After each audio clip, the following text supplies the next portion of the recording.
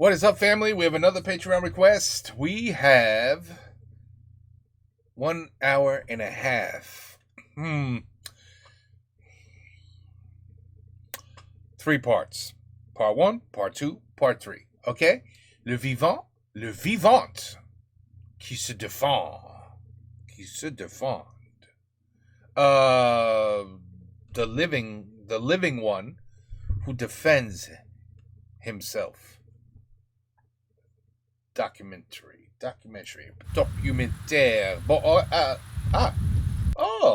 A hit. Oh, I like these. I like videos. I used to always watch videos like this.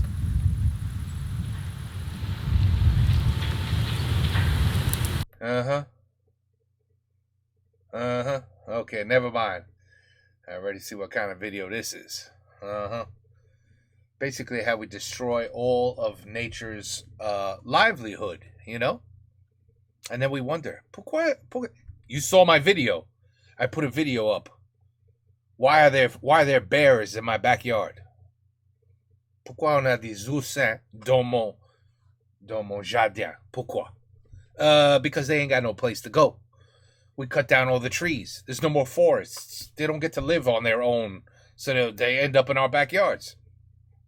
Eh ben, voilà. C'est à peu près comme ça. Ça marche comme ça, à peu près. Bon, ok. Ok. Eh oui, le pauvre.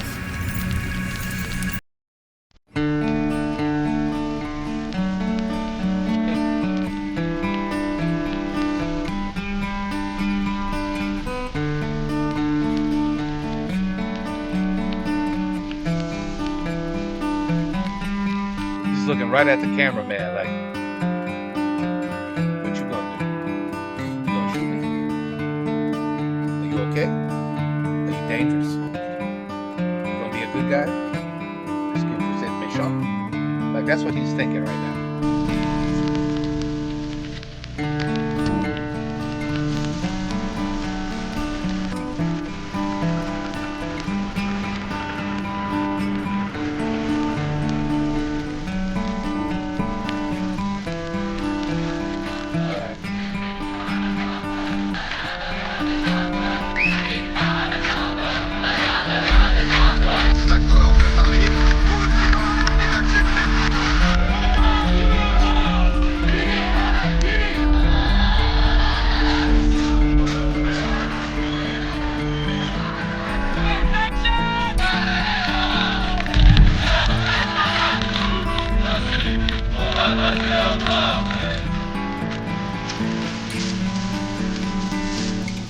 Ça fait maintenant 10 ans que je filme les luttes écologiques.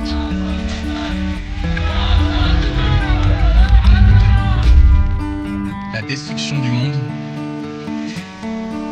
et But that's what we do. That's what we do. toutes celles et ceux qui cherchent à l'empêcher. Ouais.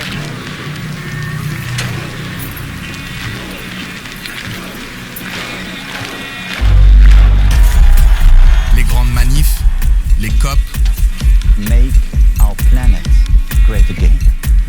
les actions de désobéissance civile. Make our J'ai planet commencé great par again. les filmer.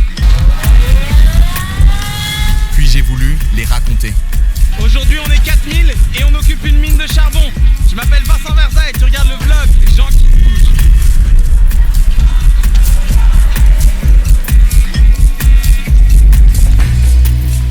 On s'est mobilisé comme jamais, dans une sorte d'apnée, une course effrénée. J'ai cru à une transition, au développement des alternatives, Alors qu'est-ce qu'on attend? à la somme de nos bonnes volontés qui allaient éroder le capitalisme. Mais on a très peu de temps pour se bouger, entre 5 et 10 ans. On voulait rester sous la barre des 1,5 degrés de réchauffement d'ici la fin du siècle. Inverser la courbe après 2020 serait beaucoup plus difficile, plus coûteux, voire impossible. Non mais 2020, gars, c'est demain. 5 à 10 ans, c'est rien. Qu'est-ce que je vais faire dans les 5 prochaines années? On a tout donné, sincèrement, on s'est battu. Et on a remporté quelques victoires. On est des milliers à Notre-Dame-des-Landes. Mais 10 ans plus tard, il faut faire le bilan. On a déjà dépassé la barre des 1,5 degrés avec 75 ans d'avance. Oh. Chaque année qui passe est la plus chaude jamais enregistrée. Eh oui. Et la machine ne fait qu'accélérer. J'ai ressenti l'impuissance, comme tant d'autres de ma génération. L'éco-anxiété, comme si j'avais perdu mon souffle. Je me suis épuisé.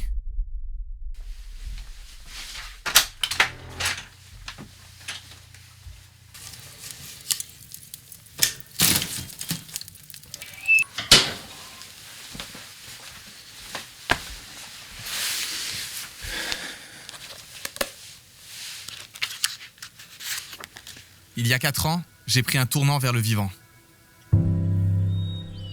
Je suis parti à la recherche d'une lutte qui régénère.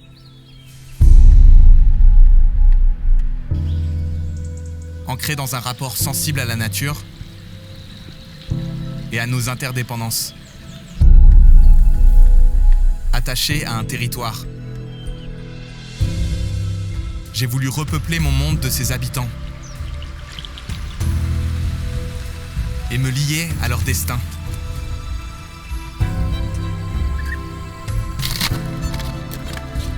Élargir mon horizon. Pour nourrir une réflexion qui vienne outiller notre lutte. Tenir sur 2 jambes, l'une dans le militantisme, l'autre dans le naturalisme. De la contemplation au combat. Se faufiler dans la brèche. Et retrouver l'espoir. J'ai cheminé entre le bruit et le silence, entre la foule et la solitude. Voici mon chemin et où il m'a mené.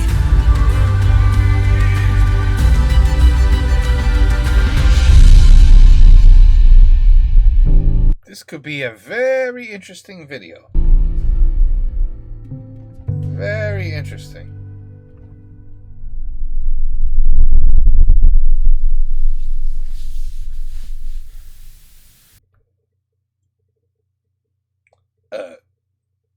Maybe he doesn't want to be seen. Bon bah, y a plus qu'à.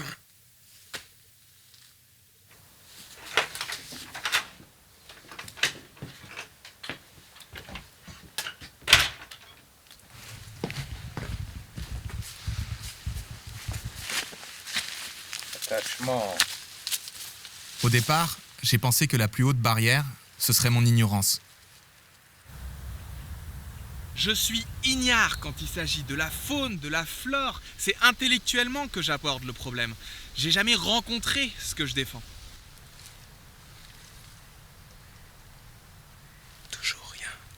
Mais je crois que je fais trop de bruit.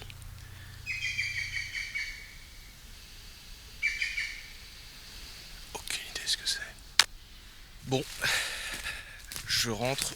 Bredouille, bredouille, bredouille. What were you looking for? Je suis un newbie total. Le déguisement ne trompe personne. J'ai tout à apprendre. Alors je me trouve des professeurs. Je vais essayer de te transmettre tout ce que je sais sur le pistage animalier. Le défi, c'est qu'en gros, tu vas devoir faire appel à tes sens oubliés. Voilà. Voilà. Ok, je me lance le défi de filmer des animaux sauvages en plein cœur de Bruxelles. Grâce à Sandra et Thomas, je fais mes premières observations. Et je vis de belles émotions. C'est que le début, Vincent. Oh mec, je suis pas prêt. On a ça ici, des fox. Je sais pas comment dire fox. I know that if you said to me how you say a fox, I would say oui. Mais non, je rappelle. Ici, on a des, as you know, on a des oursins. On a des denned turkeys. We have wild turkeys. We have deers. We have fox.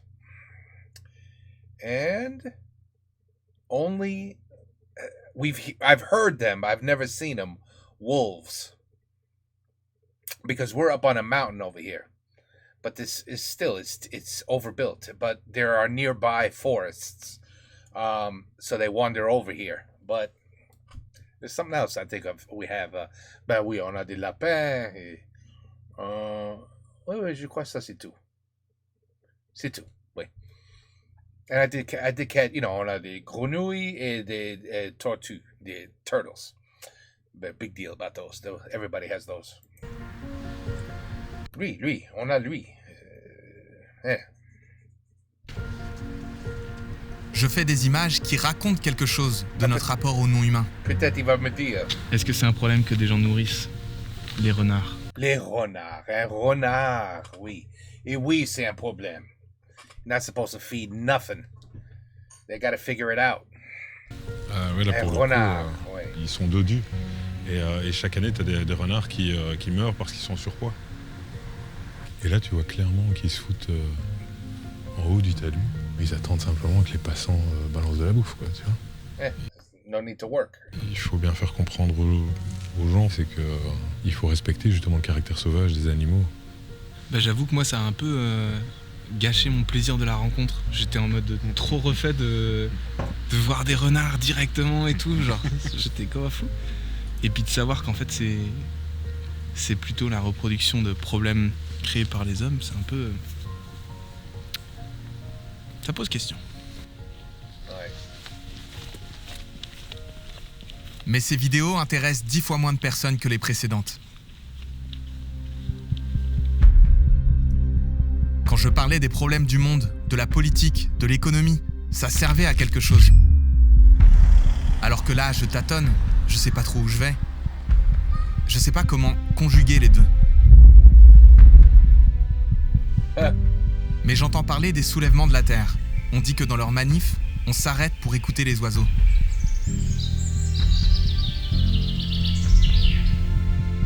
Alors, je remets un pied dans la lutte. Je suis devant la préfecture de Haute-Savoie qui a été cadenassée très tôt ce matin.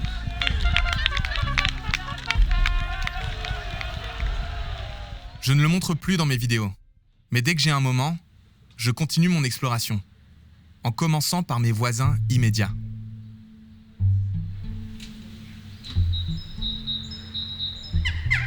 Depuis ma fenêtre, c'est le ballet des Choucas des Tours.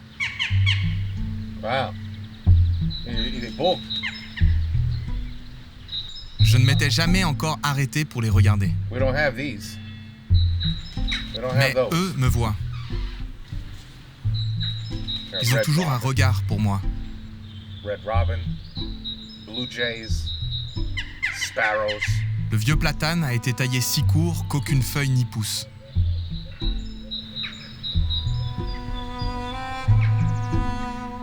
Ils doivent déménager.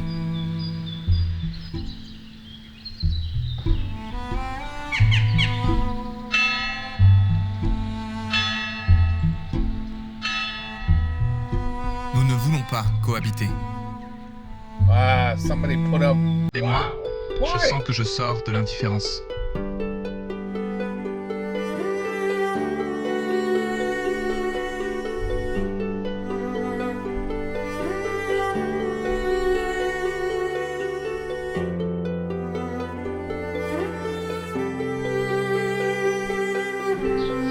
Les oiseaux de nos villes et villages savent donner la vie dans les fissures que nous n'avons pas su combler.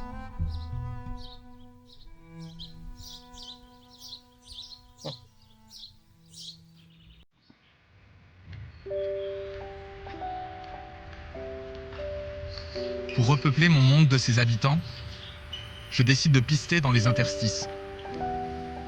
Dans les friches dont on n'a su que faire. Entre le terrain de tennis, l'entrepôt, la rivière et la ligne de chemin de fer.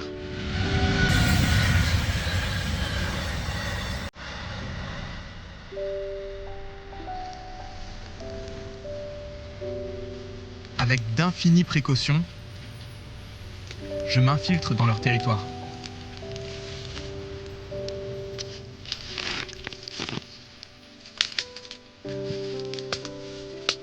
Et ben voilà un terrier. Je me trouve inadapté. Comme si je n'avais rien à faire là.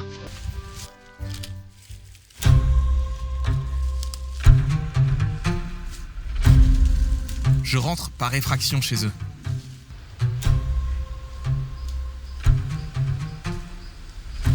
Je suis camouflé de pied en cap, et c'est bien le minimum. C'est reconnaître que cet espace dans lequel je suis n'est pas à nous. Que d'autres que nous l'habitent. Mais tout ça, c'est nouveau pour moi.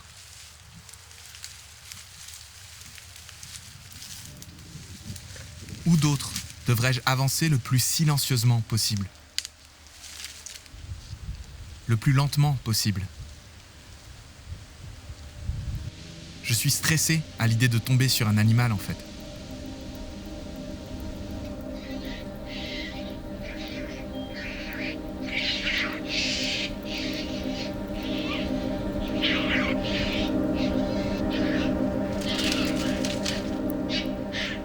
Je suis pas sûr de ce que j'ai vu. Alors j'y retourne le lendemain, bien décidé à tirer les choses au clair.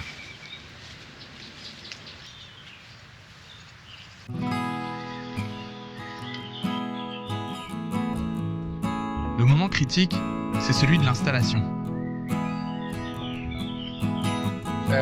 Et il m'arrive de me faire gauler. Oh, un bébé.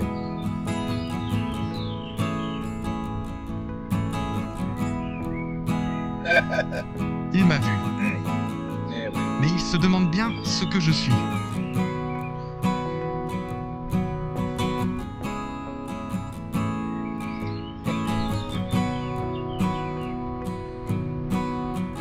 Curiosity.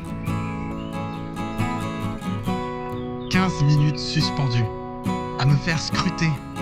Moi, petit homme figé, n'osant plus bouger d'un pouce.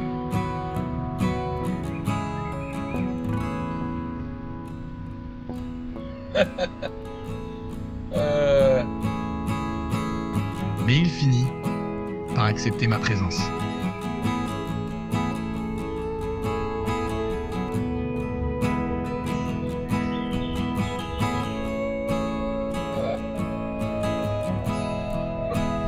Jamais je n'aurais imaginé que je passerais de si belles heures dans une friche industrielle. À constater que le monde sauvage se passe bien de nous. À comprendre que tout ce qu'on leur laisse comme espace, ils le prennent et ils le subliment. They definitely don't need us.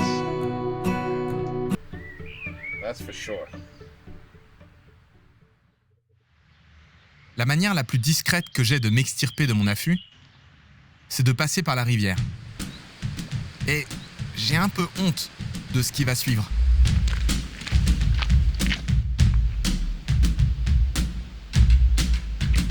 Est-ce que vous avez une méthode pour retirer vos bottes lorsqu'elles sont remplies d'eau ?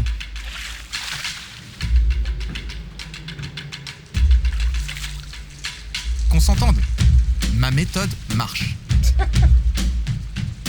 Mais non, ton cul. Mais c'est au prix d'être trempé jusqu'à l'arrêt des fesses. Voilà. Voilà. I'm not sure that was the good move there, but ça marche, ouais. Ce n'est pas ma seule rencontre avec des renardos. J'en ai vécu une autre, juste à la sortie de mon village, Ce sont des bébés. Oh, qui elle aussi m'a provoqué un choc de beauté. look at that. So cute. Toute la famille.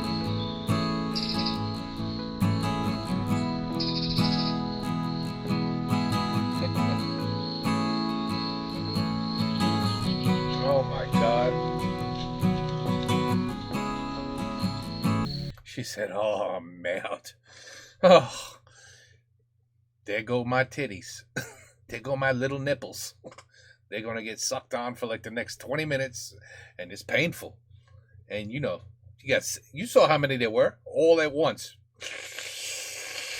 Poor mom. She said, oh shit, they saw me. They found me. I'm screwed. That's it. What? Ils vont tous bouffer. Ils vont Et voilà. La pauvre. Oh my god. They're attacking her. They're hungry. They're hungry. Wow.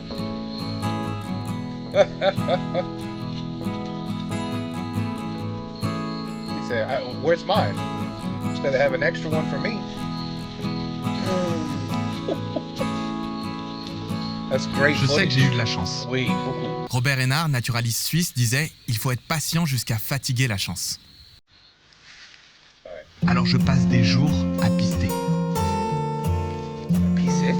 Partout, je vois des indices de présence de chevreuils. Pister. Pister.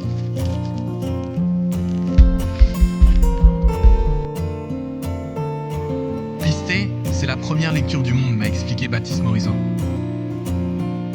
Et je suis surpris de voir à quelle vitesse j'apprends à détecter les indices. Comme quoi quelques centaines d'années de modernité n'ont pas effacé des milliers d'années de pistage.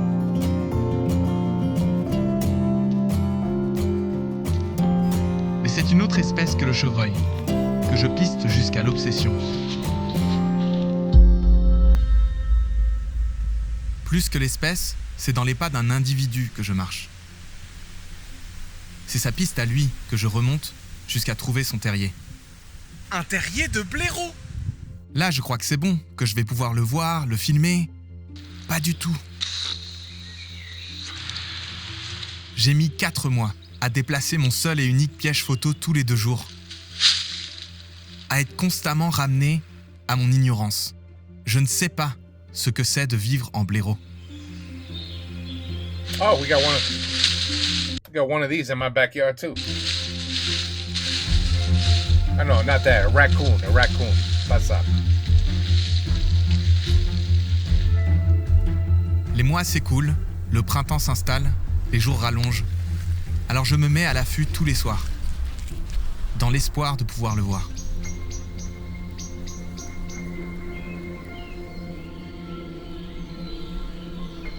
Là, il n'a pas de boulot. Il n'a pas de boulot, parce que si tu as un boulot, comment tu fais ça? C'est impossible.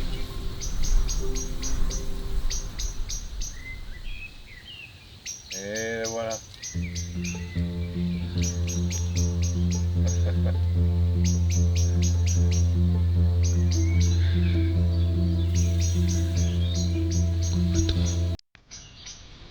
He heard you. Yeah.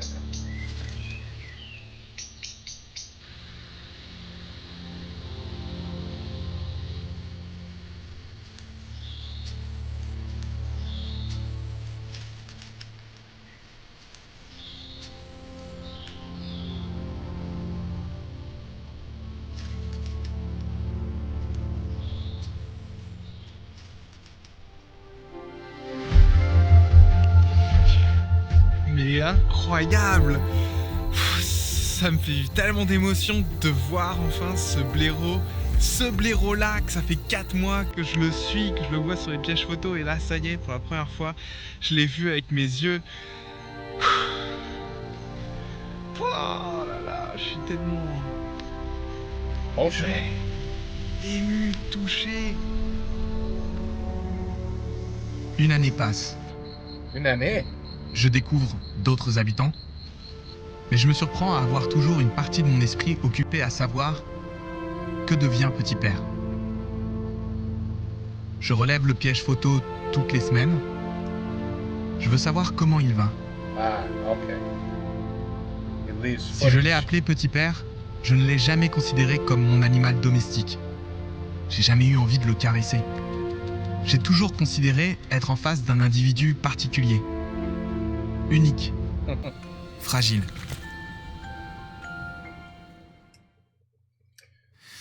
C'est dur pour moi de parler de ça, même aujourd'hui. Mais au retour d'un tournage, j'apprends que Petit Père s'est fait taper par une voiture. Ah oui. Eh oui. Eh oui.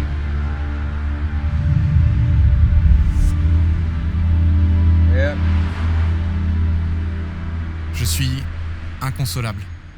Mais c'est de la gratitude. D'avoir pu voir et vivre.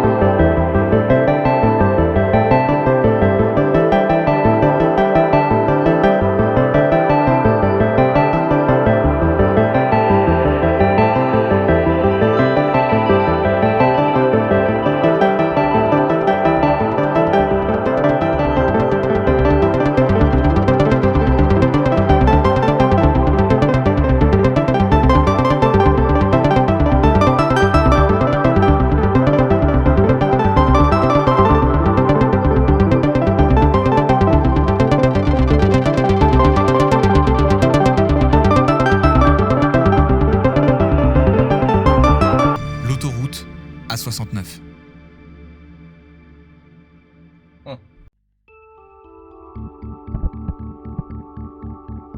Pour critiquer la pertinence de ces grands projets, on parle de destruction et de fragmentation des habitats, de la chute de biodiversité qui en découle.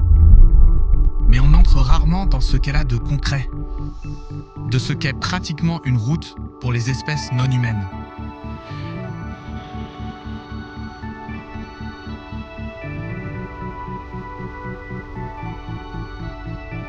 Crazy, isn't it? Qu'est-ce qu'une route pour une empuse?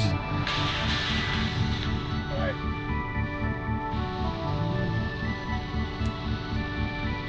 Notre mode de déplacement est-il compatible avec le sien?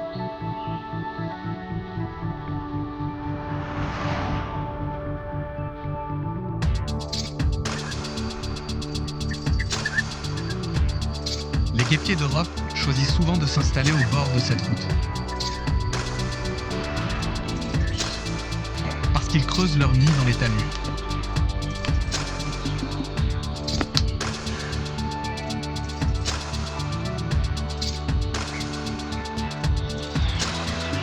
Mais j'ai peur pour eux.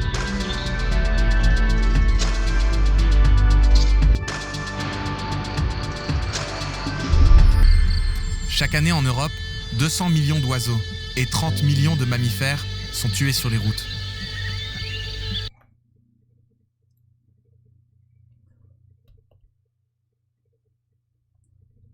No.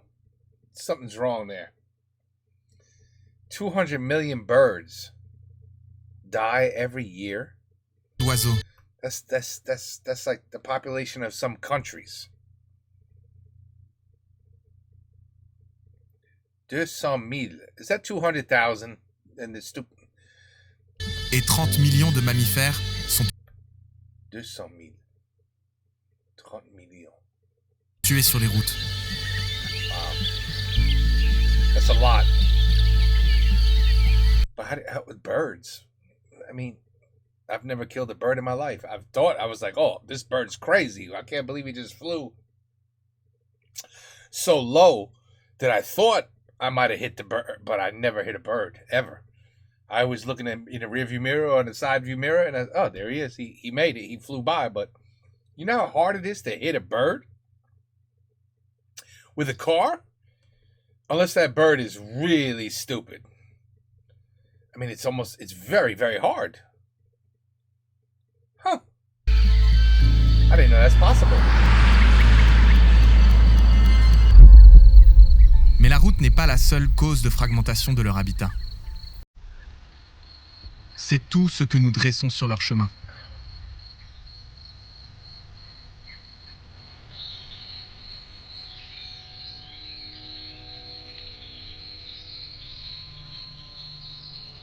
Certaines espèces y résistent bien,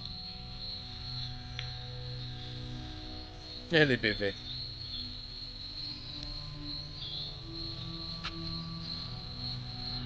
Wild boars. mais d'autres moins.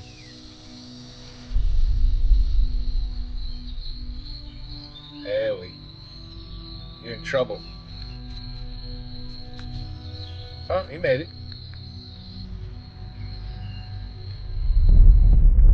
Nous fragmentons même le ciel.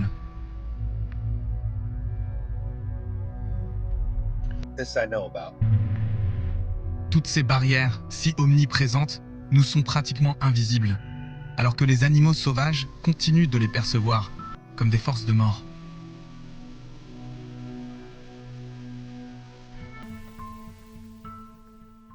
Ouais.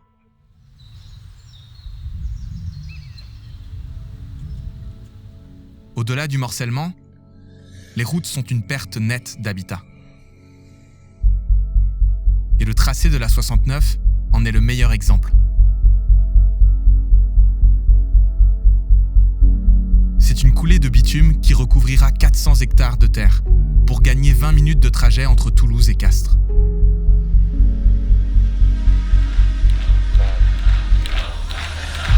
On s'oppose à l'artificialisation et au massacre des territoires pour du profit et contre l'agriculture paysanne. Et nous, ce qu'on veut faire, c'est s'allier, c'est soutenir l'agriculture paysanne pour un futur désirable, pour lutter contre le chaos climatique, pour avoir de la nourriture qui soit bonne à manger.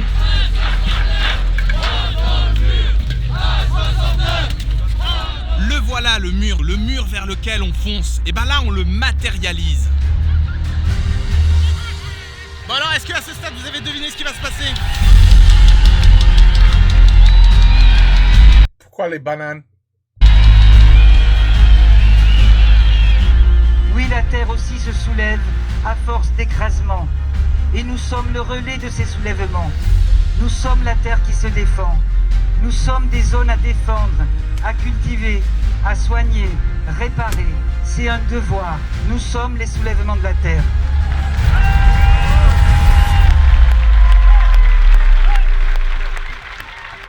I can't believe they're building a wall. La lutte contre la 69 se transforme en une course contre la montre. Le recours en justice ne sera traité que dans des mois. Et pendant ce temps-là, le chantier avance. Alors des militants se mettent en grève de la faim, pendant que d'autres grimpent dans des arbres centenaires. Ils y resteront 164 jours.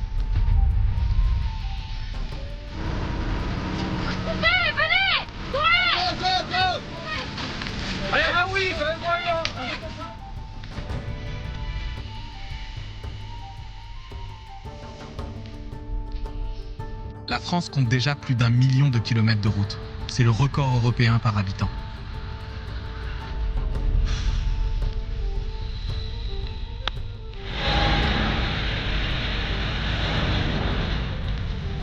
Ce qui est abusé, c'est que le chantier a vachement accéléré avant la mobilisation que je suis venu filmer, de manière à mettre quelque part les militants, les défenseurs de l'environnement devant le fait accompli, quoi. Ça y est, ils ont tout ravagé. Ce qu'on voulait défendre, ils l'ont détruit. Alors la lutte se durcit. Il faut faire péter leur monde avant qu'ils fassent péter le nôtre. Notre monde, c'est le monde du vivant. Il faut enrayer la machine, la forcer à ralentir, la désarmer. Si le coût d'une dizaine d'engins de chantier incendiés vous choque, alors essayez d'estimer celui de la destruction de 53 km de forêts, de zones humides, de champs agricoles. Le chantier prend du retard. Les engins sont protégés dans un fortin, avec des douves de 5 mètres de profondeur, comme l'impression de revivre le film Avatar. Mais la mobilisation ne faiblit pas.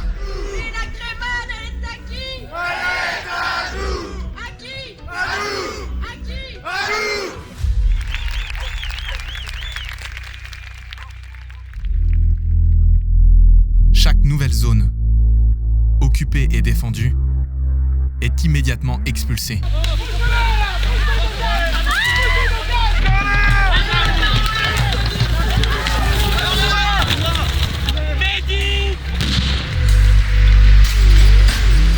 Ne vous y trompez pas, seul instant, ce qui se passe là, c'est de la com. Hein. C'est un message qui est adressé. Celui qu'ils passeront en force si on s'oppose à leur projet destructeur. Ben voilà, regardez, ils en ont pas marre de défendre ceux qui foutent le feu à la planète. Regardez ce qu'ils font. Leur putain de grenade, ça fout le feu à notre territoire. C'est là où on vit ici. Eux, ils en ont rien à foutre. Ils soutiennent une mafia. La mafia 69.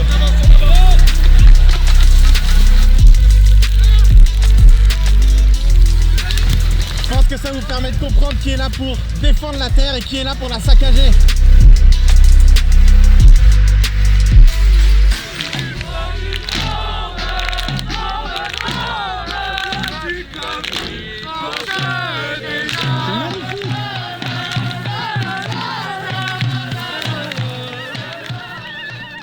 Je me sens en décalage. Je sais pas quoi faire de ma rage et de ma tristesse devant un tel acharnement, une telle injustice. Ce qui est visé, c'est le courage. Ce qui est visé, c'est l'espoir, le fait de vouloir un monde meilleur dans lequel on ne construit pas toujours plus d'autoroutes pour aller toujours plus vite. Ne nous regardez pas, rejoignez-nous. Ne nous regardez pas, rejoignez-nous.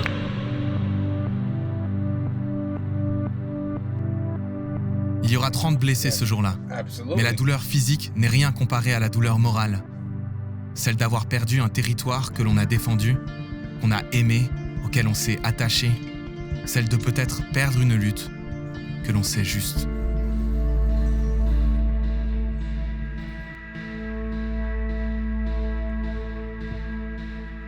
Celles et ceux qui défendent le vivant se heurtent souvent à un mur de policiers.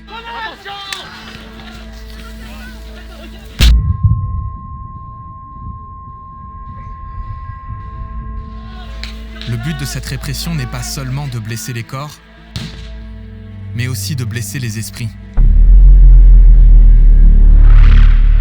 De nous plonger dans un état de sidération. Un état où la fuite est impossible, où le combat l'est tout autant, et où il ne reste plus que la paralysie. Ouais. Ça questionne sur ce qui est encore possible de faire dans ce genre de contexte, évidemment. Je n'ai pas la réponse. Mais je sais ce que j'ai voulu filmer. Une lutte asymétrique et des gens courageux. Pour qu'on n'oublie pas ce que veut dire construire une autoroute et ce qu'il y a sous le béton.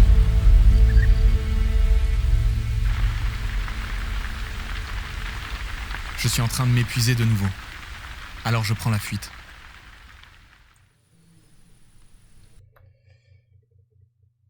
Okay, ben voilà. Perfect timing. I think we're going to stop right there. You know, believe me, it's not just France. It's everywhere. We have a problem. We have a big problem. It's happening in Florida. It's happening in Texas. Those states, because, okay, this is what's happening over here, is people are leaving states to go to cheaper states because you can't afford to live anywhere here anymore. So everybody's rushing to Florida because they have unbelievable property tax prices and no state tax and no capital gain tax. There's something no inheritance tax. So everybody's going to Florida. Plus the weather's pretty good if you don't mind sweating to death. But I got beautiful beaches. It's a nice place. So what's happening in Florida? What do you do when you have thousands and thousands and thousands of new incoming people every month? What do you do? So at first you're like, okay, well, here are the homes for sale. Here are the houses for sale. Yeah, okay, yeah. Condos, townhouses, apartments. Okay. What? We don't have enough. But we have. What do you mean? We got tons of buildings. What? C'est pas assez? Ah, shit. So now what do? Well, we don't have a choice. We have to build more houses. We have to build more condos, more townhouses. And with every build of a new neighborhood comes a new road, comes new cars, comes more stores. Here goes another Walmart. There goes another Target, another McDonald's, another Burger King, another freaking Best Buy, another this, another that, right? So you keep building. And as you build, you take away from nature. You take away from les renards, les lapins, les oursins. So, my question to you, I'm looking at it at both sides. For me, the only way you can prevent forests and roads and homes and houses and neighborhoods from being built is to stop making babies. That's your choice. Because every time you make a baby, that baby has to live somewhere eventually. Think about it. Yeah, and you're going to say, yeah, but for every baby that's born, somebody dies. So that baby should be taking over that person's space. Well, no, because unfortunately, although the United States is at the lowest it's ever been, people are starting to finally understand, I can't afford to have babies. I can't afford to get married. I can't afford to have my own house. I'm just going to be single and see if I can survive this crazy world. That's happening more and more. But places like India, number 1 in the world, 2,600 babies born an hour. Over here, we're 408. I don't know what France is. 2,600 babies born in 1 hour per hour in India. So, have you seen India? Have you seen some parts of India? So, they don't even have a sewage system in most of those places because there's too many people. The development can't keep up with the people. It's impossible. They can't do it. So, again, if they could do it, what do you think would happen with India? All the trees, all the animals, and they love their animals, boy. Don't you dare harm a cow in India. It's more important than a human. So what are you going to do when the Indians are like, listen, I need a house. I need some place to live. Okay, well, we're going to have to take out this forest. We got to put some more trees. We got to put some more houses for you. So it's like that everywhere. So I don't know what to say. I don't know what to say. You know, everybody's like, it's for money, it's big business, it's for profit. Yeah, but okay, a road where you have to destroy things just so you can make a different road that goes 20 minutes faster. Yeah, I mean, I agree. That's retarded. That's stupid. But think about it. What happens when, you have, 300,000 French people that say, I need a place to live. I need a place to live. Where the hell am I going to live? Hello? I need a place to live. I bet we'll you want us to make some more apartments? Want us to make condos? Want us to make houses for you? No problem. We could do that for you. You need a place to live, right? Well, you see that forest over there? What do you want me to do?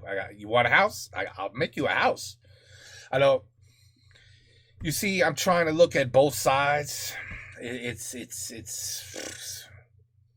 not easy. It's not easy. I mean, in some ways, I'm like, that's, of course, who the hell wants to see a dead animal because somebody put a road through a forest? Somebody said that's a great idea. Let's put a road through a forest where there's bears, deers, wildlife that are going to be crossing the road back and forth 1 million times a day. Let's make cars go down that road. I mean, I know what you're saying. Believe me. But at the same time, you every time you say stop building, you cannot build. You can't build anymore. Stop building. Okay, well then they can say, well, stop having sex because stop making babies. That's it. Until the population slows down, every single year the population of every country goes up. It doesn't go down, it goes up. Doesn't that tell you that we're going to have a problem? Like, 300, 500 years from now, it's going to be a little problem, right? and we're with medicine. I'm gonna do most of my talking on this part because I see where this is going. I'm not gonna do this after every part, but also think about we're prolonging life. Back in the 50s, the 40s, the 30s, you were lucky if you hit 60, 70 years old. Today it's like, oh, you 85? Oh, that's good. That's nice. Congratulations. It's like big deal. Like, now we're hearing more and more. He's 100 years old? Holy shit. Uncle Donnie hit 100? Wow. Like that's unheard of 100 years ago. Nobody lived to 100. So now you have the elderly keeping up those homes and houses in space that the young ones need. So you understand what I'm trying to say? Like, it's a very difficult. What's your solution? There you go. That's my answer to you. What is your solution for a video like this? How would you fix it? I don't know how I would. I don't know. Because now I have to think of myself. I run a state, I run the country, I run a village, I'm a mayor, a governor, a president, whatever the hell you are. Like, what can I do so we don't have to build no more? I mean, think about it. I don't have a solution. Unless you're thinking about, I don't know, millions and millions and millions of people homeless and just living on the street. No bathroom, no sewer, no electricity, no nothing, because, hey, it's the wilderness. It belongs to the bears. Tu comprends? I know I talked a lot, but this shit interests me. Ça m'intéresse, des trucs comme ça. C'est très intéressant. Bon, anyway, part 1 complet, and we'll come back tomorrow for part 2. Take care. Peace out. À la prochaine.